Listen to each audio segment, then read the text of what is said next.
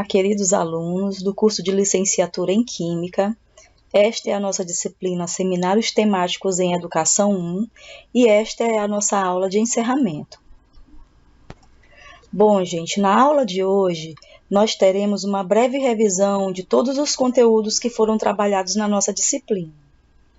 Na primeira unidade, a escola como espaço de formação e socialização. Na segunda unidade, o professor e a prática investigativa na escola. Na terceira unidade, a gestão escolar e os desafios da atualidade. E na quarta unidade, as tecnologias digitais de informação e comunicação e a escola brasileira. Bom, na primeira unidade, nós começamos falando sobre a escola e a sua função social. Nós vimos que a escola que cumpre a sua função social é aquela que busca conhecer a sociedade em seus modelos e seus valores. E também é aquela que responde às necessidades de determinado momento histórico, sendo também a que proporciona uma visão ampla da realidade social e possibilita ao estudante o desenvolvimento de uma visão crítica da sua própria condição social, sendo essa talvez a principal das funções sociais da escola, essa de possibilitar o desenvolvimento de uma visão crítica da sua própria condição social, da sua própria realidade de vida. Favorece também o desenvolvimento das potencialidades do indivíduo para que ele possa crescer e desenvolver-se no seu meio social, contribuindo para o desenvolvimento da sociedade em geral. A escola, ela deve estar articulada com a vida social. Então, gente, só é possível que a escola cumpra a sua função social na medida em que ela está totalmente conectada, na medida em que ela está totalmente voltada para a vida social e a realidade concreta dos indivíduos. Ainda na unidade 1, nós vimos que a escola é um importante espaço de formação e socialização. Isto porque na escola ocorre a socialização secundária. Nós sabemos que é na família que ocorre a primeira socialização da criança, então a família ela é o espaço de socialização primária. É na família que a criança começa a aprender sobre os valores e os costumes da sua sociedade. Porém, na escola, a criança tem a possibilidade de ampliar ainda mais esse processo de socialização, sendo a escola responsável pela socialização secundária da criança.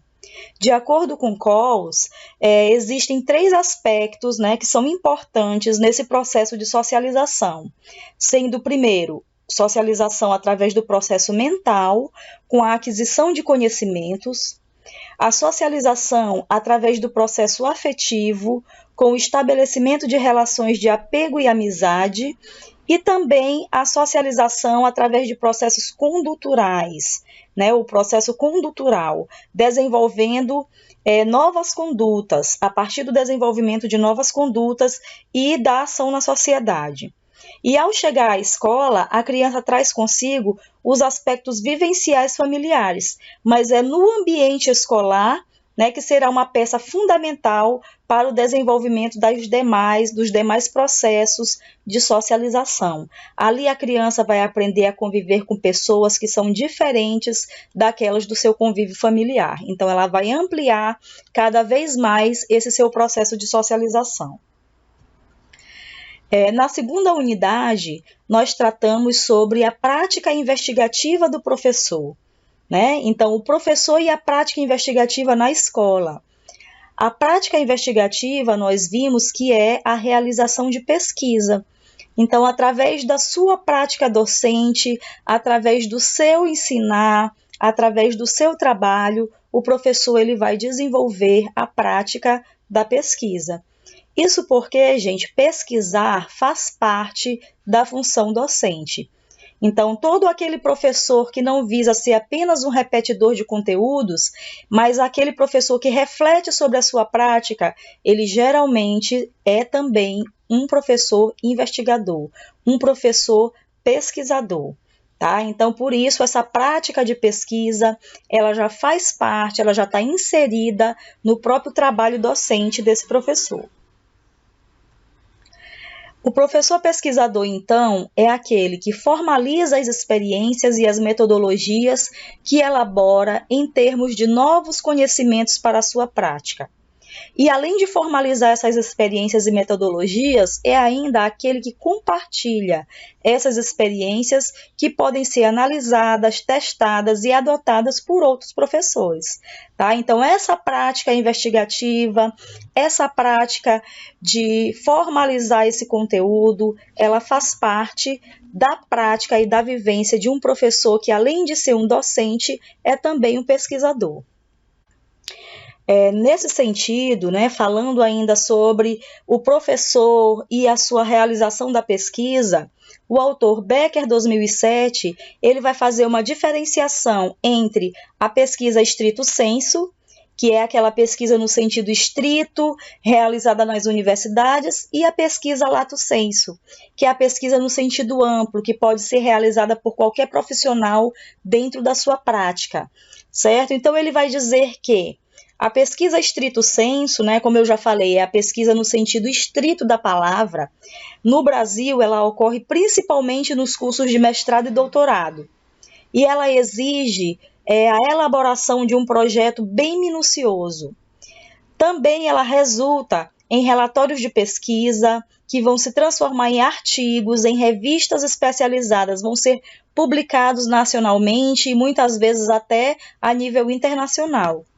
Geralmente, essas pesquisas stricto sensu, que são pesquisas mais demoradas, mais elaboradas, elas também são financiadas, né, por agências especializadas, como CNPq, CAPES, FAPEMA, entre outras.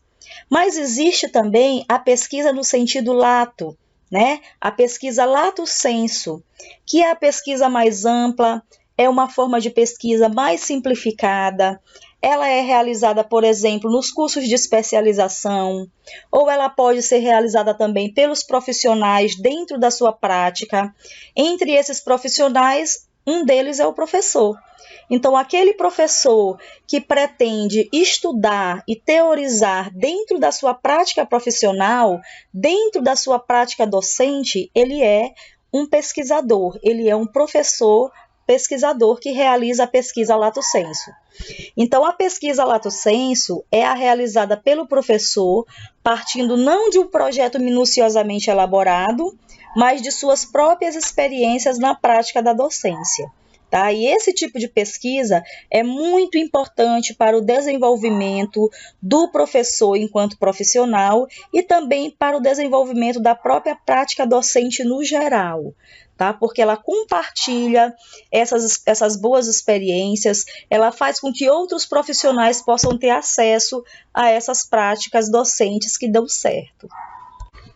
Bom, gente, já em nossa terceira unidade, nós passamos a tratar sobre a gestão escolar e os desafios da atualidade. Nós visamos muito a gestão democrática e participativa. E nós estudamos que essa forma de gestão está vinculada à Constituição de 1988, né, a nossa Constituição ainda vigente, que define a gestão democrática do ensino público na forma da lei como um de seus princípios, no artigo 206, inciso 6º.